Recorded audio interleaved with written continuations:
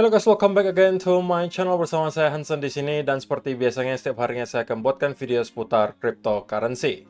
Teman-teman, kita melihat Bitcoin kemarin mencoba untuk break ke higher high yang baru dan kemudian mendapatkan rejection. Tapi ada satu poin penting yang menurut saya kalian lewatkan secara price action yang mau saya bahas di video hari ini, dan itu menjadi salah satu poin yang menurut saya cukup penting untuk kelanjutan pergerakan harga Bitcoin. Kalau misalnya kalian tertarik, stay tune terus sampai akhir video untuk mengetahui hal tersebut. Kita akan mulai dari CoinMarketCap terlebih dahulu. Per hari ini secara global market cap kripto berada di angka 1,19 triliun dolar atau naik sekitar 1,9%. Nah, di top 10 coin sendiri kita juga melihat rata-rata dalam keadaan hijau, kenaikannya ranging antara 0, sekian persen hingga kurang lebih 6%. Top performernya jarang-jarang sekali, Litecoin 6,5%, kenaikannya ke 92,29 dolar. So, itu adalah outlook sementara dari beberapa top coin yang ada. Sekarang kita langsung aja masuk ke data dan berita terbaru hari ini. Nah, teman-teman, yang pertama saya pengen membahas dulu untuk likuidasi yang terjadi. Tentunya kita tahu, Bitcoin kemarin itu kembali melakukan breakout, bahkan breakout yang signifikan dari area higher high terakhir. Tetapi menariknya sekali lagi, kita tidak mendapatkan ada likuidasi dengan angka yang terlalu berarti, teman-teman. Totalnya, dalam 24 jam terakhir itu hanya ada sekitar 138 juta dolar. Sehingga ini sekali lagi menunjukkan ke kita bahwa untuk sekarang, keadaan market jauh lebih sehat daripada 1 atau 2 tahun yang lalu di tahun 2021.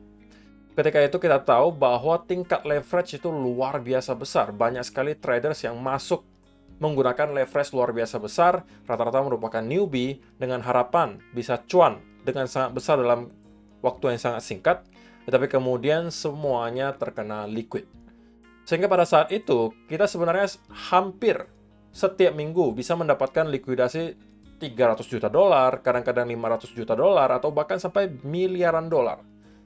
Tetapi yang kita lihat sekarang, walaupun ada kenaikan yang lumayan signifikan, tetapi beberapa likuidasi yang terjadi selama beberapa bulan terakhir, itu angkanya maksimal hanya nyampe ke 300-an juta dolar, teman-teman. Bagi saya itu adalah sebuah berita baik. Oke, jadi itu adalah yang pertama. Kemudian yang kedua, ada berita yang juga cukup mengejutkan.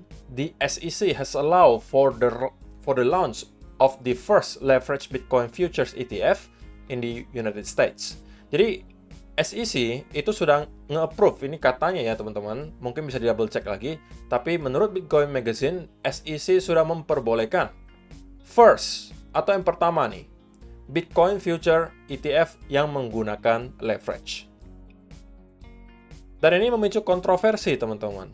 Apa alasannya SEC kemudian memperbolehkan Bitcoin Future ETF yang menggunakan leverage, tetapi justru tidak meng-approve mereka-mereka yang mau menggunakan spot Bitcoin ETF. Karena secara teori dan logikanya, teman-teman, harusnya yang jauh lebih aman itu, kalau misalnya memang katanya SEC tujuan mereka adalah untuk memprotek investor atau menjaga investor, maka harusnya spot Bitcoin ETF yang didahulukan gitu. Karena yang memakai leverage justru lebih berbahaya. Secara logikanya seperti itu. Nah, tentunya muncul pertanyaan, spot ETF soon, apakah benar-benar spot Bitcoin ETF pada akhirnya akan di-approve di Amerika Serikat? Dan sekali lagi itu akan menjadi sebuah headline cukup besar dan suntikan sentimen positif yang baik untuk market. Dan kita bisa jadi sudah segera akan bisa mendapatkan jawabannya dalam beberapa waktu mendatang, teman-teman. Nah, dan juga dari segi data sendiri, kalau misalnya kalian perhatikan, exchange reserve atau stok Bitcoin yang berada di dalam exchange itu masih terus-menerus tergerus, teman-teman. Tidak ada sama sekali tanda-tanda akan adanya perubahan tren dari sini. Kita melihat ada penurunan yang lumayan signifikan dari bulan April kemarin, di mana kita mencapai peak atau puncak di sekitaran 2.240.000 Bitcoin. Sekarang sudah tersisa 2.127.000 Bitcoin. Jadi ada kurang lebih penurunan sebesar 100.000 Bitcoin, hanya dalam kurun waktu beberapa bulan saja.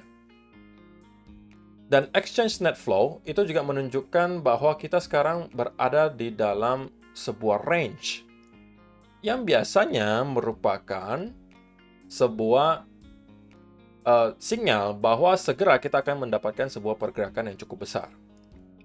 Contohnya seperti apa? Contohnya kalau kalian perhatikan di sini, ya kan? Net flow-nya itu antara yang merah dan juga hijau itu sama-sama kecil gitu. Jadi inflow-nya kecil, outflow-nya juga kecil. Tapi biasanya berikutnya yang terjadi adalah kita akan mendapatkan pergerakan yang masif. Sama juga di sini. Ini kecil, dan kemudian kita mendapatkan pergerakan yang masif. Di sini juga sama, di sini kecil, dan kita kemudian mendapatkan pergerakan yang masif. Dan kali ini juga sama.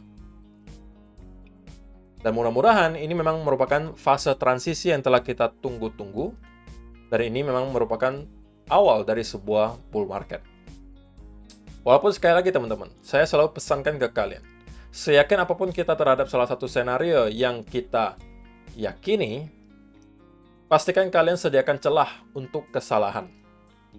Apa artinya? Kalau misalnya teman-teman yakin bahwa ini adalah sebuah awal dari bull market, itu pun tidak bisa kalian jadikan alasan untuk all in semua portofolio kalian semua masuk ke kripto. Kalian harus mengantisipasi kalau ternyata nih analisa kita salah dan justru kita kembali drop dan membentuk lower low baru, kalian masih punya sisa cash untuk menyerok. Kalaupun tidak gitu ya. Harusnya kalian sudah punya exposure yang cukup besar kalau memang kalian yakin ini adalah sebuah awal dari bull market. Saya yakin mungkin sudah sekitar 60-70% kalian masuk. Atau bahkan ada yang 80%. Jadi kalian sudah cukup exposure-nya teman-teman. Jangan sampai terlalu over. Kalian harus sediakan celah juga untuk kesalahan. Saya tidak menyatakan bahwa ini kita berarti akan pasti ke lower low baru. In the end of the day, tidak ada yang akan tahu apa yang bakalan terjadi di masa depan. Kita hanya bisa melakukan analisa, prediksi, tapi nanti market yang akan menentukan. Sebaliknya juga, untuk teman-teman yang mungkin sampai sekarang masih berada di sidelines, yang masih portofolionya 100% dalam bentuk cash, kalian juga harus terus-menerus melakukan evaluasi kembali. Kira-kira kalian sudah dapatkan belum tandanya bahwa kita akan reversal dari sini? Apakah senario bearish kalian sudah terinvalidasi? Kalau iya, ya kalian mungkin harus start untuk memikirkan masuk ke market. Karena kalau kalian hanya terus menunggu dan terus memegang teguh keyakinan kalian yang sudah kalian ambil mungkin ketika kita masih berada di sini dan kalian terus mengatakan kita akan ke lower low baru, dan ke lower low baru, sedangkan tidak melakukan evaluasi secara berkala, kalian bisa aja ketinggalan gitu. Oke, jadi itu adalah pesan saya untuk hari ini. Nah, sekarang kita langsung aja masuk ke chartnya Bitcoin. Dan saya pengen mulai dari daily chart, teman-teman. Nah, satu hal yang tadi saya sampaikan di awal video mungkin akan kalian lewatkan gitu ya, dan kalian tidak perhatikan adalah di daily chart Bitcoin, itu kita mendapatkan closing paling tinggi. Closing paling tinggi daily candle semenjak bulan berapa nih? Semenjak bulan, kalau misalnya kita perhatikan itu di bulan Juni 2022. Oke, terakhir kali kita menyentuh ke area ini itu di bulan April, tetapi kita tidak berhasil closing candle maksimal paling tinggi itu di sekitaran 30.500. Tapi pada akhirnya kita sudah mampu untuk closing daily candle di atas area tersebut. So, bagi saya itu adalah sebuah hal yang positif untuk dilihat. Dan saya sekali lagi belum bisa mendapatkan tanda apapun untuk pelemahan momentum bullish yang saya lihat sekarang masih adalah sesuatu yang mungkin akan mirip seperti ini. Saya masih expect Bitcoin akan melanjutkan kenaikannya, tetapi mungkin konsolidasinya akan sedikit jelek bentuknya gitu. Nah, kalau kita lihat di time frame yang lebih kecil, katakanlah di 1 hour chart, maka yang bisa saya temukan di sini adalah bahwa kita kemungkinan melihat Bitcoin sedang bergerak di sebuah channel, teman-teman. Oke, jadi ini adalah channelnya. So, kalau kalian perhatikan dan kalian tarik ke belakang sedikit, ini adalah sebenarnya sentuhan dari dua top di sini dan kemudian dilanjutkan di sini. Dan ini juga menghubungkan persis dua top di atas. Sehingga, kalau misalnya kita terus bermain di sekitaran area range di sini, belum ada bagi saya indikasi sama sekali bahwa kita akan kembali reverse ke bawah. Oke, jadi kita masih bisa aja mendapatkan semacam koreksi ke sini lagi, kemudian bounce, koreksi lagi, baru pada akhirnya kita akan jebol dan mendapatkan rally yang sangat kencang ke atas, kemungkinan 34-36 ribu. Bagi saya ini adalah senario yang mempunyai probability cukup tinggi untuk terjadi, di mana kita akan consolidate di sini sebelum pada akhirnya kita akan breakout ke atas. Nah, kalau misalnya teman-teman yang ada nonton video saya kemarin gitu ya, harusnya juga udah tahu bahwa saya sampaikan kalau misalnya teman-teman yang mencari peluang untuk long, maka salah satu senario atau setup yang bisa kalian manfaatkan adalah apabila kita sampai breakout dari potensial bull flag di sini dan kemudian retest. Nah, sebenarnya teman-teman, kalau misalnya kalian lihat di sini, itu adalah sebuah setup yang persis terjadi kemarin. Kita breakout dan mencoba berkali-kali untuk kembali closing di bawah tapi tidak berhasil. Dan ini harusnya bisa menjadi sign untuk kalian untuk kembali masuk ke arah long. Dan kalau kalian long di sini, harusnya selamat kalian sudah dalam keadaan cuan. Saya pribadi juga sempat long di sekitaran area di sini dengan platform saya Verdes, yang kalau misalnya teman-teman ada ikutan copy trade-nya, harusnya punya posisi yang sama dengan saya. Walaupun sekarang saya belum sempat taking profit sama sekali, karena kemarin saya tidak expect akan ada rejection sebesar ini. Tapi apa mau dikata, ya minimal saya sudah bisa menggeser stop loss saya ke arah entry. Tapi kalau kita tidak mampu jebol di bawah area di sini, saya tidak mempunyai alasan sama sekali gitu untuk nge-close posisi tersebut menurut saya. Oke, jadi untuk sementara sekali lagi, saya midterm masih cenderung bullish untuk Bitcoin. Nah, tentunya semua senario datang dengan invalidasi, teman-teman. Oke, nah invalidasi untuk senario di mana kita akan meneruskan kenaikan dari sini adalah apabila kita jebol di bawah area trendline di sini, dan kemudian kita consolidate.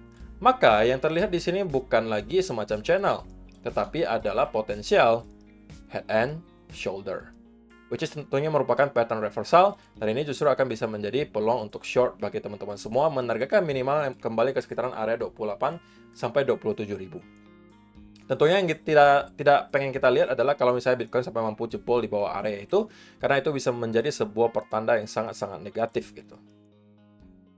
Oke, jadi untuk sementara teman-teman, saya yakin Bitcoin masih akan cenderung sideways di sini. Kemungkinan akan kembali nge-retest ke sekitaran area trendline dan kemudian bounce. Kita bisa bolak-balik sampai pada akhirnya kita akan menjebol ke atas area tersebut. Kalau kalian nekat untuk mencari peluang long, kemarin belum sempat masuk di sini, mungkin di sekitaran area di sini bisa dijadikan sebagai peluang untuk mencari setup. Selain di sini akan ketemu dengan trendline channel di sini. Kalau kalian lihat juga di sebelah kirinya, kalian juga akan temukan ini merupakan area yang sebelumnya menjadi resistance. Dan kali ini akan kemungkinan bisa provide some support. Oke, walaupun sekali lagi, kalau kalian sudah buy dengan harga Bitcoin yang sudah rally setinggi ini, datang dengan resiko, otomatis kalian harus aware terhadap hal tersebut, dan pastikan kalian mengerti cara untuk memanage posisi tersebut. Oke, so saya rasa itu aja untuk hari ini. Terima kasih untuk kalian yang sudah menonton sampai selesai. See you in the next video. Bye-bye.